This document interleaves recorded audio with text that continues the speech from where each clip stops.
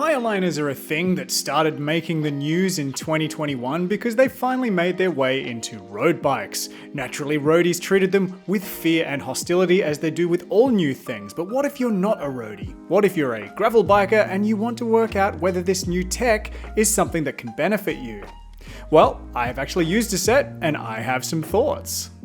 The tyre liners that I tested are from Gnarly Australia. I've linked to them in the description below. They sent them through for review, but it's fully independent. I don't get any compensation for making this content. They cost $110 for the complete kit, which includes all of the liners and the fancy valves. Technically, they are a mountain biking oriented product, but I was running Vittoria Mescal mountain bike tires on my gravel bike, so I just managed to sneak into the 2 inches or bigger size recommendation for these liners. So consider this a part review for the Gnarly Australia liners, but more broadly a discussion of liners for gravel riding in general.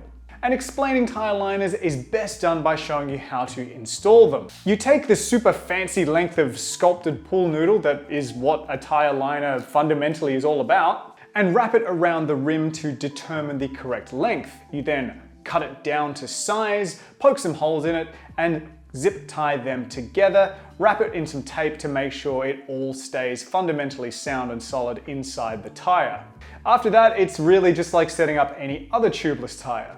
Gnarly gives you some absolutely fantastic valves that go with the tyre liners. They have 4 exit points for the air rather than the single one that points straight inside the rim. This is because the liner would naturally sit on top of a standard valve and stop air from coming out of it. And these are awesome. I think all valves should be like this. So great job, Gnarly. This product has continued to be used in my gravel bikes, even though the liners aren't there. The valves are just excellent. Mounting the tyre around the tyre liner is certainly more difficult than normal, but it wasn't too hard because the Vittoria Mescals aren't a super tight tyre and went onto the rim without too much hassle. But do keep that in mind, your individual experience may vary from mine. All that's left at that point is to shoot in the sealant, seat the tyres, and you're pretty much good to go. Now, just a note on sealant, you have to add an extra 50% of the standard amount of sealant because the liner needs to have a coating, otherwise there won't be enough sealant in there to actually seal the punctures when you get them. So now you're up and running, let's talk about how the liners positively impact riding a bike, starting with the ride quality. And holy moly,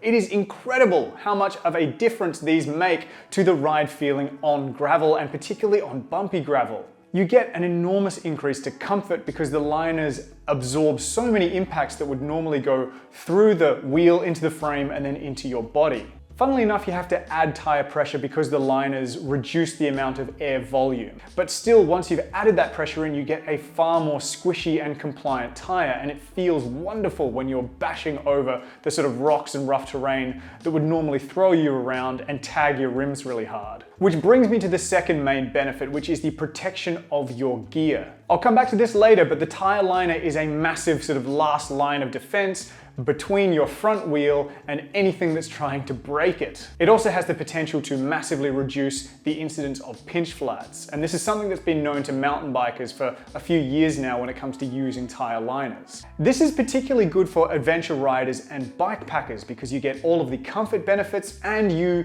remove the likelihood of smashing your wheel to pieces on a surprise piece of rough terrain. So while I've been testing a mountain bike focused setup on my gravel bike, my friend Shane has been testing a more traditional gravel focused product from Vittoria. And he's been running them in a 40mm set of the Pirelli Cinturato gravel mixed terrain, and he absolutely loves them. It seems like the benefits actually are greater the narrower the tyre because you do have far less travel, far less air cushioning to absorb those bumps, and he has absolutely no intention of riding without tyre liners in future. He really likes them.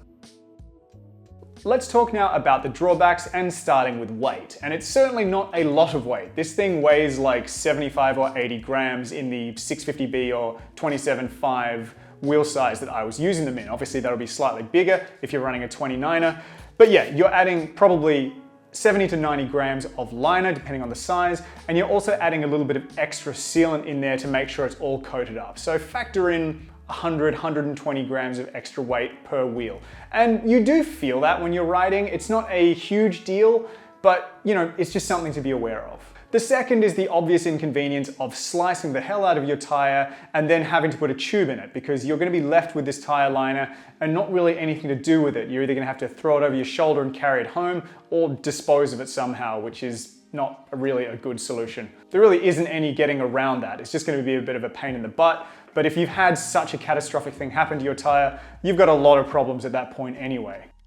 So now you know what you're getting with tire liners. Do you really need them? To answer that question, I've created the ROBS and COBS matrix. ROBS is risk of breaking stuff and COBS is cost of breaking stuff. And that has to be imagined relative to the activity that you're planning to do with them. Tire liners were first developed over in the mountain biking disciplines and have gradually trickled down through to the narrower tires over the last couple of years. So let's take a look at the discipline spectrum as rated on the ROBS and COBS scale. And of course, you've got your downhill, enduro, and cross-country mountain biking way up in the zone of high ROBS and COBS. So for those riding, absolutely think about getting tire liners. I think they're a great idea. Gravel is a little bit less clear though. If you are riding very gnarly gravel with tons of bumps, tons of rocks, if you're doing bike packing, you're riding in remote areas, I think you definitely should think about looking into liners, because they most certainly can save your equipment. They could also save you from crashing.